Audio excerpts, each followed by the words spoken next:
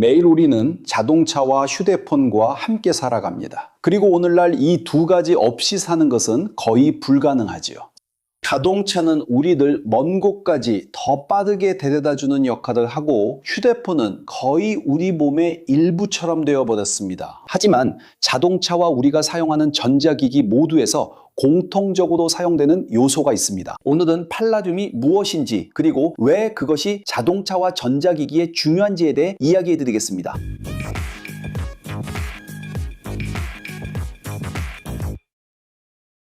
오늘은 여러분이 아마 본 적은 없지만 거의 모든 현대자동차와 여러분이 일상에서 사용하는 다양한 전자기기에 들어있는 금속에 대해 이야기해 보겠습니다. 여러분은 자동차가 자신이 배출하는 오염물질을 줄일 수 있게 하는 것이 무엇인지 생각해 본 적이 있나요? 또는 작은 전자부품이 어떻게 그렇게 효율적으로 전기 신호를 전달할 수 있는지 궁금해 본 적 있나요?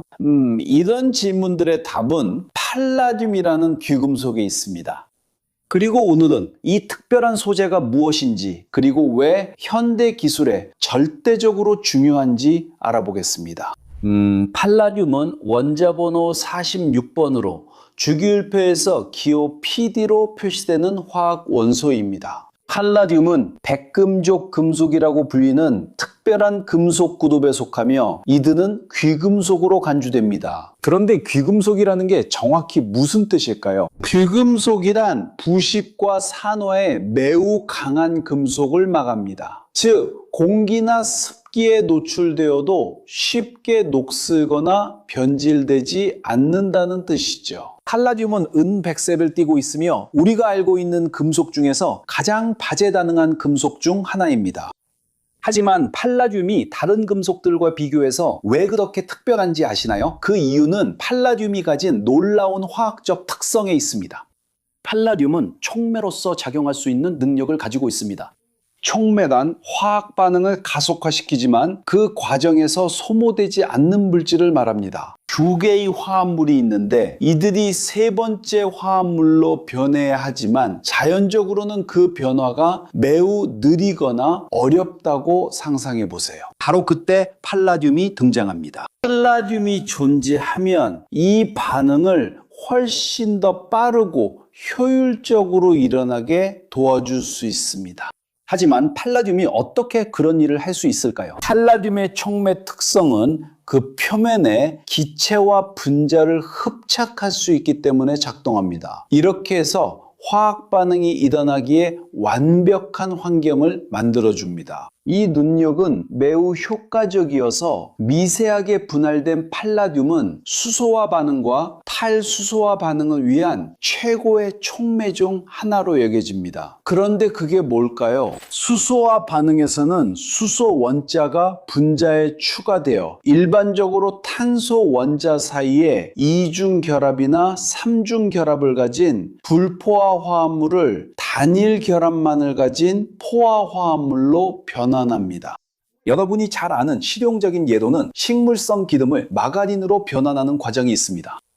액체 기름은 수소화 과정을 거치며 이 과정에서 수소 원자가 분자에 추가되어 상온에서 고체 또는 단고체 상태가 됩니다. 반대로 탈수소화는 수소 원자가 분자에서 제거되어 이중결합이나 삼중결합이 생성되고 포화 화합물이 불포화 화합물로 변하는 과정입니다. 이러한 과정들은 화학산업과 다양한 재료의 생산, 즉 연료에서부터 플라스틱, 의약품에 이르기까지 매우 중요한 역할을 합니다. 하지만 이 특성의 가장 중요한 실제 적용 사례는 무엇일까요? 그 해답은 자동차의 촉매 변환기에 있습니다. 바로 이 점에서 팔라듐이 현대 생활에 절대적으로 중요한 역할을 하게 됩니다. 내연기관 자동차를 운전할 때 연료는 엔진 내부에서 연소됩니다. 이 과정에서 에너지가 발생해 차량을 움직이게 하죠. 하지만 이 연소 과정은 완벽하지 않아서 그 결과 엔진에서는 일산화탄소나 연소되지 않은 탄화수소 같은 오염물질이 배출됩니다. 이러한 가스들은 환경과 인간 건강에 매우 해롭습니다. 그런데 이런 오염을 줄일 수 있는 방법이 있을까요? 바로 여기서 촉매 변환기가 등장합니다. 이 장치는 자동차 배기 시스템에 설치되어 있으며 주요 구성 요소 중 하나인 팔라듐을 포함하고 있습니다. 뜨거운 배기가스가 촉매 변환기를 통과할 때 팔라듐은 촉매 역할을 하여 일산화탄소를 이산화탄소로 그리고 탄화수소를 물과 이산화탄소로 변환시킵니다. 이제 이것이 환경에 어떤 영향을 미치는지 상상할 수 있겠죠. 팔라듐이 없다면 현대자동차는 이렇게 효과적으로 오염을 줄일 수 없었을 겁니다. 하지만 팔라듐의 중요성은 자동차에만 국한되지 않습니다. 전자산업에서도 절대적으로 필수적입니다. 왜 그런지 아시겠습니까?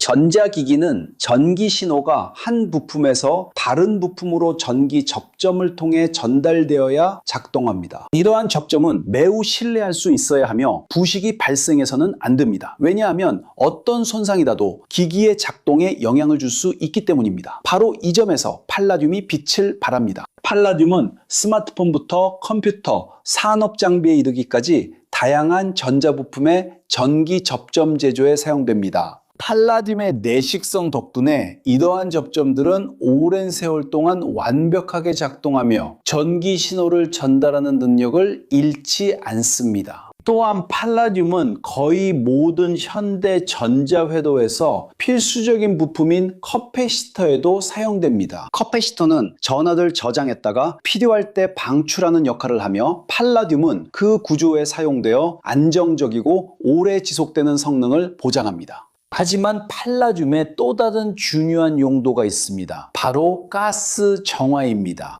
팔라듐은 수소가스를 정화하는데 매우 효과적이며 불순물을 제거하고 가스가 산업 공정이나 연료 전지와 같은 청정 에너지 기술에 사용할 수 있을 만큼 충분히 순수하도록 보장합니다. 이제 여러분은 궁금해하실 수도 있습니다.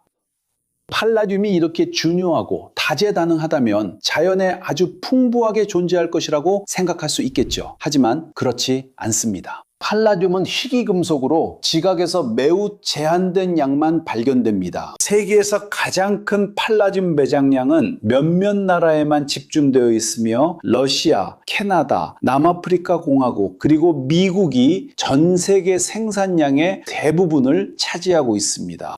러시아는 이 분야에서 특히 중요한데 알려진 팔라듐 매장량이 가장 많으며 주로 니켈 광산에서 부산물로 이 금속을 추출합니다. 그래서 팔라듐은 자연에서 순수한 형태로 발견되지 않고 특정 광석에서만 발견되며 그 추출 과정은 매우 복잡하고 비용이 많이 듭니다. 이러한 광상은 수백만 년에 걸친 복잡한 지질학적 과정을 통해 형성됩니다. 그리고 팔라듐의 추출은 금속을 광석에서 분리하기 위해 정교한 광산 채굴 기술과 화학적 처리 과정을 필요로 합니다. 이러한 매장량이 소수의 국가에 지리적으로 집중되어 있기 때문에 팔라듐은 경제적으로 가치 있는 자원일 뿐만 아니라 그 가용성이 전 세계의 정치적, 경제적 결정에 영향을 미칠 수 있는 전략적 자원이 됩니다. 특히 전 세계 자동차 및 전자산업에서 팔라듐이 매우 중요한 역할을 한다는 점을 고려하면 더욱 그렇습니다. 여러분의 의견은 저희에게 매우 중요합니다. 만약 이 영상을 재미있게 보셨다면 아직 구독하지 않으셨다면 채널을 구독해 주시고 좋아요도 눌러주시고 알림 설정도 해주세요. 그리고 이 플랫폼에서 저희가 이런 다양한 컨텐츠를 계속 만들 수 있도록 도와주고 싶으시다면 멤버십에 가입해서 커피와 치즈빵 한 잔 사준다는 마음으로 응원해주세요. 그러면 저희 영상에서 여러분을 꼭 기억하겠습니다. 여러분이 전문적으로 성장하고 싶거나 새로운 기술을 배우고 싶으시다면 QR코드를 스캔하시거나 설명란의 링크를 클릭해서 저희가 추천하는 모든 강좌가 모여있는 페이지를 확인해보세요. 그런데 여러분은 이렇게 중요하고 다양한 용도로 쓰이는 금속이 여러분의 자동차와 전자제품에 들어있다는 사실을 알고 계셨나요? 팔라듐이 없어진다면 현대 기술과 우리가 숨쉬는 공기의 질에 어떤 영향이 있을지 상상해 보신 적 있나요? 여러분의 생각을 댓글로 남겨주세요. 궁금합니다. 여기 옆에 여러분이 꼭 봐야 할 흥미로운 영상 2개가 있습니다. 여러분의 지식을 넓히고 궁금증을 풀어보세요. 저희에게 힘을 보태고 싶으신가요? 좋아요, 구독, 알림 설정 부탁드리며 멤버십도 고려해 주세요. 공학을 사랑하는 여러분, 다음 영상에서 뵙겠습니다.